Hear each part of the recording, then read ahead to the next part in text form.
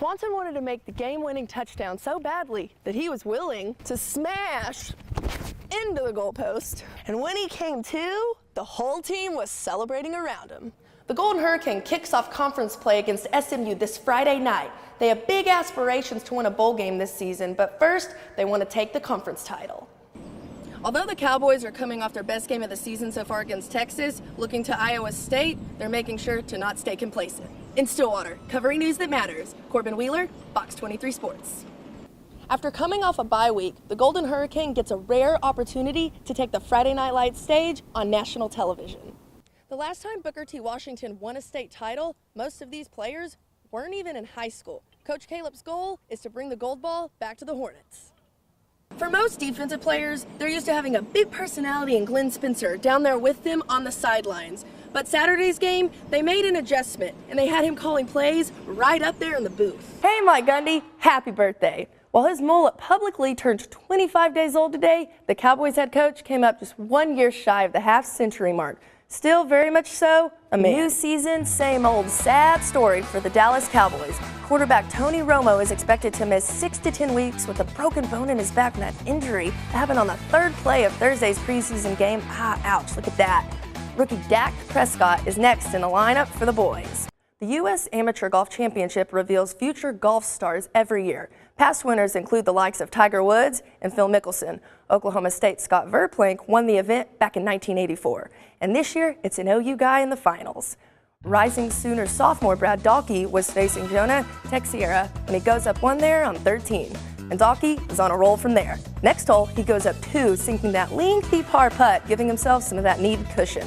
On 15, he goes up 3, and he'll never look back.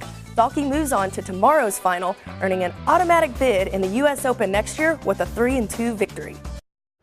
1 week from tonight, your high school football fever will be cured. It's been a long off season, and right now it's time. Let's get those Fox 23 high school football tonight juices flowing again with some scrimmage action. What better way to do it than starting with the defending champs?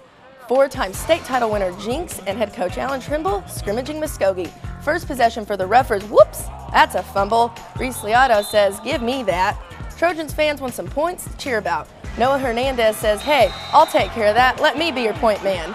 Jinx would score, Muskogee would kind of keep it close, but the Trojans would come out on top 14-7. And fresh off a state title appearance, Sand Springs taking on Putnam City. Running back Peyton Scott says, I'll take a pass. He catches it there and says, hey, good luck tackling me. He'll make it 7-zip Sand Springs. Second half, he takes the pigskin again. Defender tries to pull his jersey, but hey, he pulls him into the end zone instead. Sandites take the game 13-zip. Booker T. Washington taking on Central. First half, Hornets quarterback Philip Wheatley hands off to Tyler Holmes, who's got a touchdown. Booker T up 7-zip. But we're gonna say, what up, Holmes? One more time. Second half, same thing again. Holmes has a reservation for 6. Booker T shuts out Central 28-zip. Don't forget, the Tulsa World has its special high school football preview coming out this Sunday. Make sure you pick up a copy so you've got all the inside knowledge for next Friday night. Tough news out of Norman. Running back Rodney Anderson is out for the season. Here's file footage of the redshirt freshman. He hurt his neck in yesterday's inter-squad scrimmage. Head coach Bob Stoops saying today, I hate it for Rodney. And on the flip side, great day for OSU. The Cowboys got former 5-star wideout recruit Tyrone Johnson to transfer to Stillwater. Johnson leaves LSU, where he played 9 games as a true freshman, catching a pair of touchdowns. He'll have 3 years of eligibility after sitting out this season because of that transfer. And tonight at 10, I'll have more highlights of scrimmages from around Green Country. For Fox 23 Sports, I'm Corbyn Wheeler. Bixby football is in its 3rd season of playing in 6A Division II. 3 years ago, 6A had 32 teams across the state of Oklahoma, including Tulsa Union, Jinx, and Broken Arrow. The main issue was size. Some schools' enrollment much larger than others. Now there's Division I and II in 6A, each with 16 teams. Since the split, Bixby has won back-to-back Division II 6A titles. Senior Nick Swanson says the split didn't change the mindset for the program. It's kind of different, but it's not. I mean, there's still competitive teams in here. There's still great teams in 6A2. I think we could compete with 6A1, honestly. Senior Brendan Evers was a sophomore when the split came. Our expectations go up higher and higher every year. Coach Lauren Montgomery is in his 7th season as Bixby's head coach.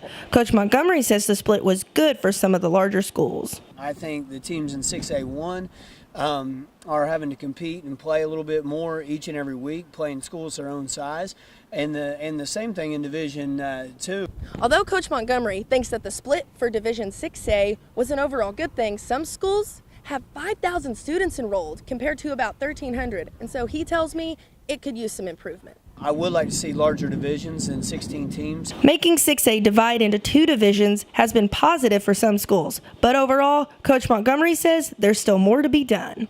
I don't think there's a good answer in Oklahoma. I don't know if we're at the finished product yet, but I think we're getting closer. Covering news that matters, I'm Corbyn Wheeler, Fox 23 Sports.